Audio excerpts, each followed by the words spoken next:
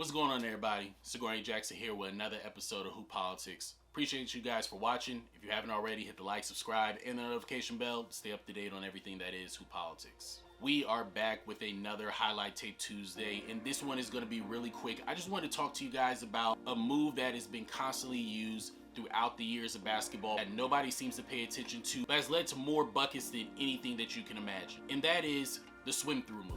The swim-through move is a very basic tool that a lot of basketball players use, whether they're super fast, super slow, weak, strong, whatever the case may be. And it is literally what you would think, a swim move.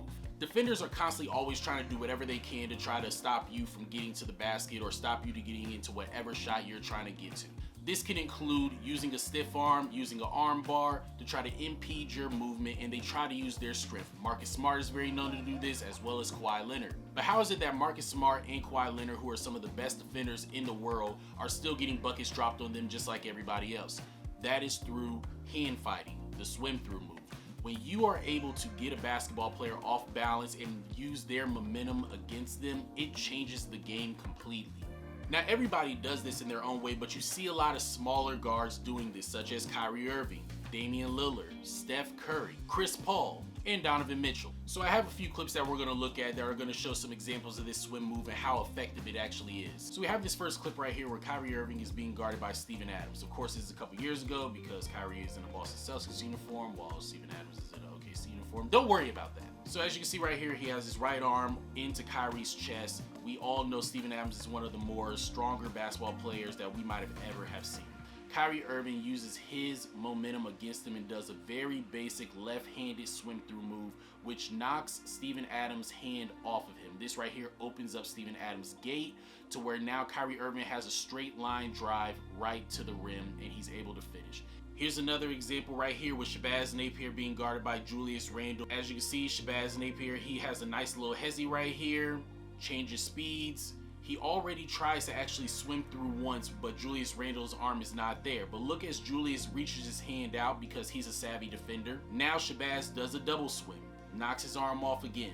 This right here allows for him to be able to get right to the rim. He's used Julius Randle's momentum against him, opens his gate, and now he's all the way to the rim, blowing his doors off. These are very basic moves that a lot of basketball players don't pay attention to. So many people are constantly always trying to work on getting an elite level bag. They're constantly trying to learn how to cross people over, do crazy step backs and things like that.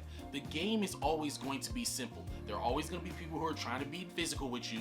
There's always going to be people who are going to try to do whatever they can to get you out of your rhythm. And there's no need for you to try to do extra movements because all that's doing is tiring yourself out. There's a time and place for you to do all these crazy crossovers. When Kyrie Irving is on the island and somebody is playing honest defense against him, that's when you pull out your bag. But when somebody is trying to cheat the game, cheat the defensive principles to actually make a good defensive play, you need to go right to basic basketball. Use your swim move, knock that defender off, open his gate up, get him off balance. You're going to get a whole lot more easier buckets, and that's how people actually end up becoming prolific scorers. Everybody looks at the highlight reel of Kobe Bryant hitting crazy step back threes, fadeaways, and things of that nature.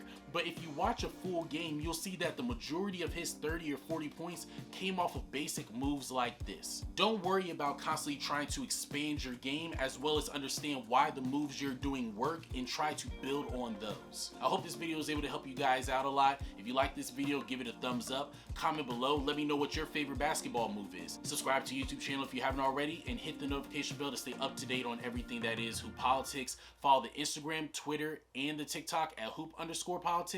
And as always, God's always in control, man. Peace.